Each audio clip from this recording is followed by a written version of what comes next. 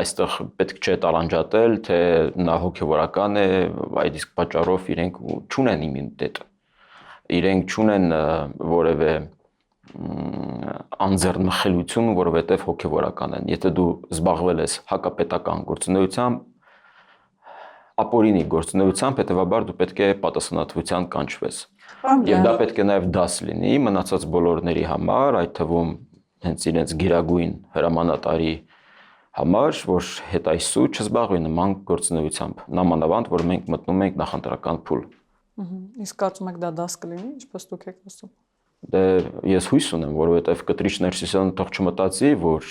նա անհասանելի իրավապահ համակարգի համար, որովհետև ի վերջո մենք հասկանում ենք, որ իրենց բոլոր դիրիժորը հենց կտրիչ Ներսիսյանն է։ Ամենայն հայոց կաթողիկոս Գարեգին Բ, կվազի քաղաքական գործիչ, պսևդո քաղաքական գործիչ կտրիչ Ներսիսյանը, եւ նա թող չմտածի, որ նա անհասանելի է կամ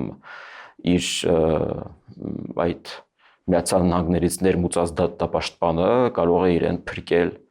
ոչ բոլորը հավասար են օրենքի առջև։